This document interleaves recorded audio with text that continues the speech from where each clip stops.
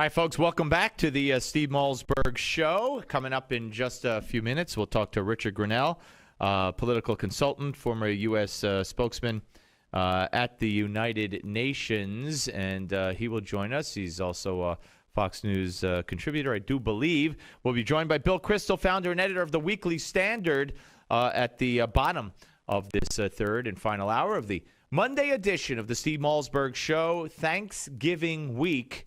Who would have thunk it? Now, I know a lot of parents, you have decisions to make about yourself and about your children when it comes to getting a flu shot. There's a terrible story that we'll tell you about a little bit later on out of Utah.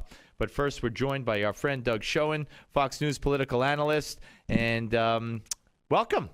Thank you so much, Steve. Good to talk to you. My pleasure. Okay, your column that you wrote asking Barack Obama to delay Obamacare. First of all, what bothers me, not about your column, because that would be perceived as a good thing, but this guy has just, he would, if he wanted to, he would just delay it. And you know what? He can't delay it. It's unconstitutional to pick and choose the way he's done it with not only this law but other laws. Shouldn't he go before Congress and say, look, in a perfect world or in a normal world, we have a problem. Let's get together and think of a solution and pass a law and fix it, or amend the law and fix it. But he'll wind up dictating it like he's dictated all the other delays, no? Well, I certainly agree that in a perfect world, even an imperfect world, Steve, you ought to call the congressional leadership in and say we got to fix the law.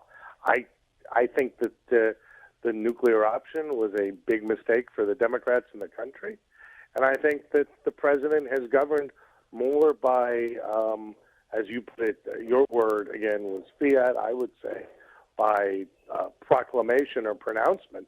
Pronouncement probably a better word. And to my way of thinking, it is unseemly and destructive to our system to not have the kind of consultation and collegial process with healthcare that I think we needed before and I think we need now. All right, so you would like him to delay it, but delaying the inevitable, we've seen horrendous stories from people who, if they look for a new policy, once this one is gone, the prices aren't cheaper for the most part. They're more expensive with tremendous deductibles. And, I spoke to a doctor today that I know, and he said if we join Obamacare, they don't even know what they're going to pay for procedures. So we don't even know. But we'd have to spend $40,000, $50,000 to get new computers. So the whole thing is nuts. So a delay would what would it accomplish, really? Well, we're talking about a fix, a delay to fix, not a delay just to delay. Steve, rational people you have to use imperfect sources of information to make the best decisions possible. But the problem here is we're not making the best decisions and we're not using our common sense. Are the Democrats married to this? I know some have run from it to an extent. Some are displeased. Bill Clinton, of course, whether he was providing a preview of what Hillary's going to do or not. But there's always a method to what they say, I believe. So, will the Democrats, as we get closer to 2014, agree with you, or will they stick to their guns like Nancy Pelosi and Debbie Wasserman Schultz and say, oh, no, we're going to run on this in 2014? Well, I think the chance that they run on it is pretty limited, and I think the chance that the Democrats, as the election approaches and those in marginal districts and marginal states read the tea leaves, I think there's a much greater chance that they will effectively agree with me and seek revisions in the law. What would you advise the Congress to do, Doug, or the Senate more particularly, when it comes to sanctions on Iran? Because I haven't heard from anybody outside of the Ayatollah and the president of Iran and the Obama administration that this was a good deal for anybody other than Iran.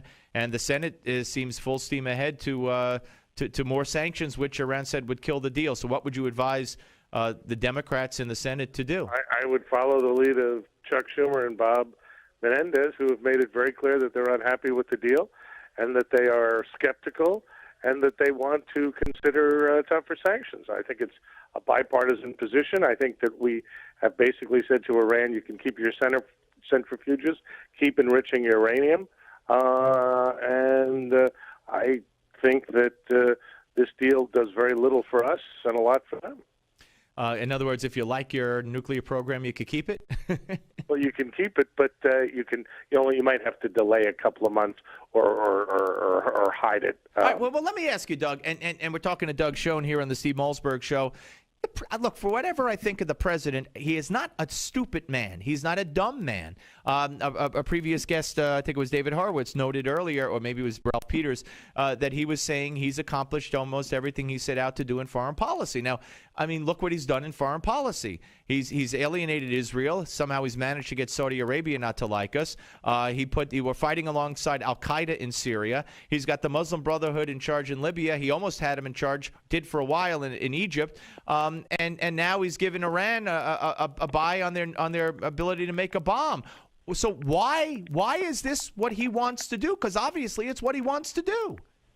Well, look, I'm not going to go as far as you are and say that there's deliberate malevolence or malfeasance, but I will say his judgments about foreign policy, I think, have weakened America. They've alienated us from our traditional allies, and they've emboldened the Russians, the Chinese, the North Koreans, and the Iranians. Yeah, well, it's just amazing. Let me end on this humorous note, if you will. I find it humorous. The GQ magazine's least influential people of 2013, they put Barack Obama on it, and the gentleman who wrote it said he could blame Republicans in Congress all he likes and get away with it because congressional Republicans are the worst. But the fact remains that I have spent the majority of this man's presidency watching bad things happen, then hearing a thoughtful speech about how we got to make sure the bad things never happen again, and then watching as nothing gets done. Next time there's an election, he says, I want Nate Silver to analyze the data and tell me who to vote for so I don't end up casting my ballot for a very eloquent hat stand. Fair, unfair? Well, about Nate Silver, I think he's a pretty good analyst. No, about Barack Obama being an eloquent hat stand. Steve, where you and I part company, I don't believe in those kind of characterizations of the president of the greatest country in the world. I disagree with President Obama fundamentally, disagree with his approach, his policies, but I'm not going to characterize him in ways that lowers an office that I hold with extraordinary reverence and very high regard. Fair enough, my friend. Okay, Doug, we appreciate you to your time as always. We'll speak to you soon. Thank you so much. Take care. Doug Schoen, Fox News political analyst, here on the Steve Malzberg Show. So that was GQ magazine. I don't know who actually wrote it. Back in 2011, our friend Noel Shepard at Newsbusters, who wrote this story, in 2011, GQ had this to say about the president when he was the 25th entrant. What was he here? I don't know which... what entrant he was, he doesn't say. Anyway, okay, so we're cheating a bit with this one. He did order the raid that wiped Osama bin Laden off the face of the earth, but then he used that surplus of political capital to let everyone in Washington stick a boot in his blank. This is a man who should be the most... Oh, I don't have the second page. All right. Well, anyway, they didn't like him in 2011, and they don't like him in 2013. Still, you got to say 2013, I guess. Can you believe it's going to be 2014?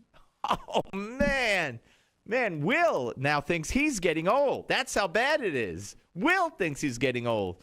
Oh, my goodness. All right, folks. So when we come back, Richard Grinnell joins us, and we'll talk to him about the deal with Iran. And then, of course, Bill Kristol will be here, and we'll talk to him about the deal with Iran and how it affects Israel and all that kind of stuff. So we're going to do that right here. If you want to weigh in, folks, you're always free to do so at 877-Newsmax, 877-639-7629.